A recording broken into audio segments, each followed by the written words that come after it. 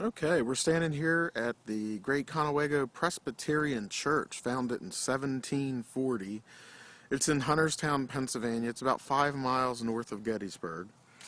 And this is going to be part of our Battle of Hunterstown, or Beaver Dam Creek, or North Calvary Field, whatever you choose to know that battle by. It's a battle of the Gettysburg Campaign, July 1st, 1863, in a small, quaint village town called Hunterstown, Pennsylvania. Like I said, it's about 5 miles north of Gettysburg. This area has virtually been untouched. It looks almost exactly the same today as it did then. In front of us here is the Great Conewago Presbyterian Cemetery, and just at the bottom of the cemetery where those lines of trees are is Beaver Dam. Okay, again, there is the Presbyterian Church. Dates back to 1740, and then an outbuilding that was built in 1887. Now on July 1st, and I'm going to do this series in different parts, this being part one, since I have to visit different areas.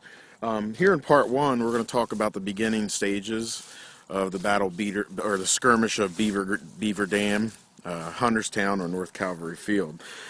Basically, which pits Jeb Stuart's Confederate cavalry versus General Custer's Union. Of course, cavalry was used during the Civil War to scope out and seek out the enemy, find out where their positions are, be able to get around them, and then back to a commanding officer in command of an army and let them know where the enemy was at. Jeb Stuart on the Confederate side was actually sent north up in the Shippensburg, Harrisburg area to try to get around the Federal Army, scope them out, talk to people in towns, find out where they're at, what they're doing, and then report that back to General Lee. In the same manner, General Custer was doing the same for the commanding general at that time, which just for a short period had been General Meade. Now, when these two cavalries clashed here on July 1st of 1863, they clashed right around this area of Beaver Dam Creek, which had protected the granite station of Gettysburg. This was an action to prevent, one, Confederate troops from getting into Gettysburg from the north, since the Federal Army had also been, or was going to be, attacked from the west as well, and they did not want to be surrounded either. So here is where the beginning of the Battle of Hunterstown took place on July 1st, 1863, as these two cavalry regiments clashed here in Hunterstown. After the battle, any wounded soldiers, since the Confederates had taken this ground, the Great Conewago Presbyterian Church had actually become a field hospital. So not only is this a famous church, but this was also used as a Confederate field hospital in the few days following the first to take care of wounded Confederate soldiers. This is part one of the Battle of Hunterstown, and please check out my Facebook page for other parts on this battle, as well as other battles relating to the Gettysburg campaign. One of my favorite spots, the Battle of Hunterstown. I do want to correct myself on part one. I said July 1st. I meant to say July 2nd, 1863. As the two cavalry opposing forces faced each other on July 2nd of 1863, we just came from the Great Conewago Presbyterian Church, which you can see there in the distance. As they met here at this crossroads here in Hunterstown, which is actually the center of Hunterstown, this particular farm that we are standing at now is the historic John Tate farm. It dates back to 1740. It is an original house. It is an original barn and outbuildings and shops, blacksmith shops, spring house.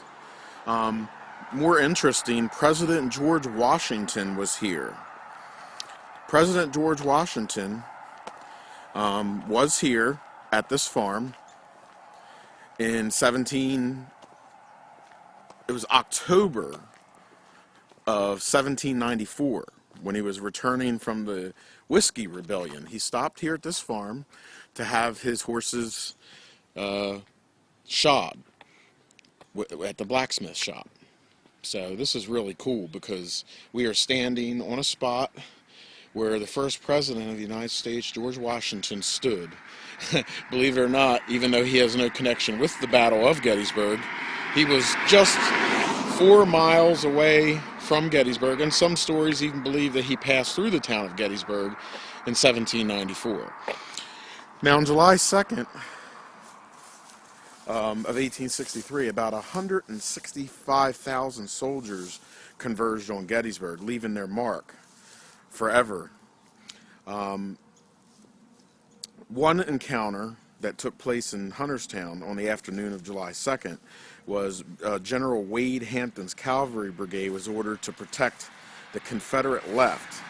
Hampton's brigade followed him on the Hunterstown Road, and they were in a position to guard against attacks from the east, which is that direction there. And excuse me for all the road noise here. However, Union cavalry under Brigadier General George Armstrong Custer attacked the rear of his brigade.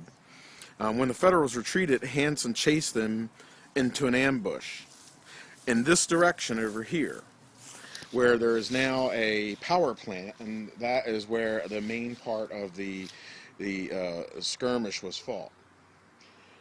He chased them into an ambush, and Union troops hidden behind barns such as this one here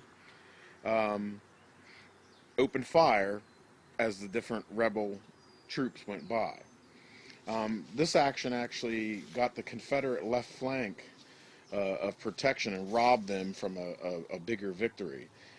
Hampton fended off Custer, but another brigade stepped in to shield the threat from another Union cavalry regiment. If not for this battle in Hunterstown, probably about 2,000 more Confederate infantry may have fought in the battles of Culp's Hill and East Cemetery Hill in Gettysburg, and therefore may have turned the tide of those battles. So this is pretty important engagement because not only does it become a big Confederate cavalry battle here, but it actually robs the Confederates of about 2,000 more infantry troops that could have been used in the Battle of Gettysburg. Now, this particular building here actually has shell holes in it still from the battle.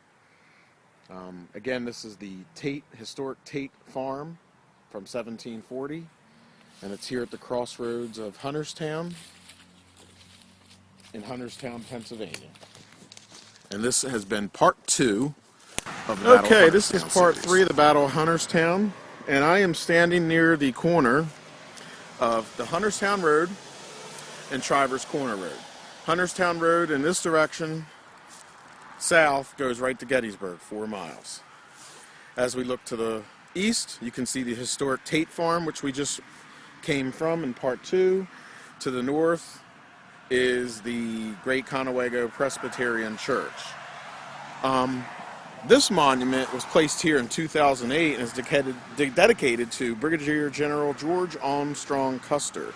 And actually, instead of explaining to you what went on just south of here, I'm actually going to read it right off the plaque because it can't be better said. It reads, 3/4 of a mile south on this site, on the Hunterstown Road, newly appointed Brigadier General George Armstrong Custer led the Michigan Cavalry Brigade 1st, 5th, 6th, and 7th Regiments in his first charge against superior forces of Confederate cavalry under General Wade Hampton and Cobb's Legion on July 2nd, 1863. During the attack, Custer's horse was shot from under him. Without a horse, but uninjured, he found himself prone to the mercy of Confederate blades that bore down on him.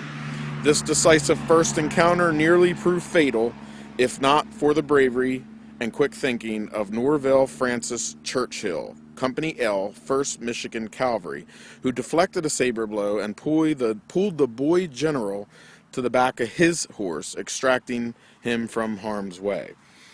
So this monument was placed here in 2008 in memory of Brigadier General George Armstrong Custer, who was killed after the Civil War at the Battle of Bighorn.